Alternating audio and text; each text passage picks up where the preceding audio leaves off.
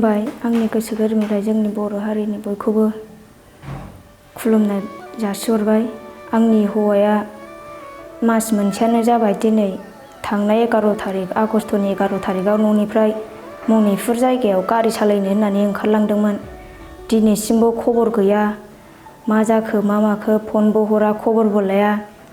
दिनै आङो हारसिङै गथ' सानैखौ लानानै गोदाव सोराव खबर लालाबायबाबो रावनिफ्रायबो खबर मोना। आरो दा न'आव बिहाव बोराइ सासे दङ, बेखौबो नायनांगौ जाहाथे आंनि हौवाया गावनि फिसा सानैखौ गोसोखांनानै गावनि बिफा बोराइखौ गोसोखांनानै न'खर फारसे फैफिनो। गावनि फिसा सानैखौ गोसोखांनानै आरो आंखौ सैयाबाबो गावनि फिसाफोरखौ गोसोखांनानै फैफिनगोन आङो बेखौ आसा खालामो। दा जेरावखि थाया मानो आंनि हौवाया न'खर फारसे फैफिनोबा मोजां जागोन। आरो सोरबाफोर नुसनबायबा आंनि हौवाखौ आंनि फन नाम्बाराव अननानै कल खालामनानै खोन्थाहर। फन नाम्बारा जाबाय 8135067242। अननानै बे फन नाम्बाराव कल खालामनानै खोन्थाहर। आंनि हौवाया थांनोसै समाव आंनि सिगाङाव बुंलांदोंमोन आङो मनिपुराव गारि सालायनो होननानै थांदों। दा फन खालामबाबो फना नाङा। एखमबा समाव फन नांबाबो फनखौ थिखोआ आंनि हौवाया। आङो दा गुवाहाटियाव दङ बायदि सानो। गुवाहाटि मोनहैबा आंनो खनसे फन खालामदोंमोन। आङो गुवाहाटि मोनफैबाय होननानै फन खालामदोंमोन। नाथाय कलखौ खालामफिना बियो, मोजाङै रायज्लायहराखै गुवाहाटियाव थानाय समावबो। दा आङो गथ' सानैखौ लानानै मावनानै जानो जेबो राहा गैया।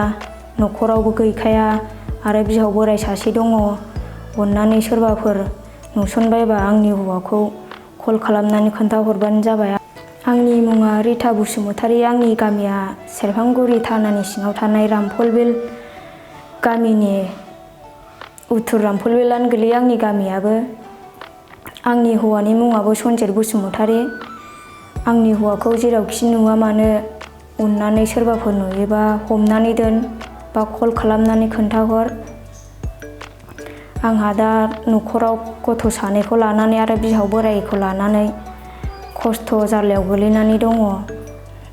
आङो दा आंनि हौवाखौ मोनफिननो थाखाय भीम सोदोब चेनेल अफिसाव फैनानै बे भिडिअखौ बानायनो गोनां जादों। जाहाथे सोरबाफोर लोगोफोरबाबो नुसनबायोब्ला अननानै खोन्थाहर फन खालामनानै बा लोगोफोरजोंबाबो खोन्थालायहर।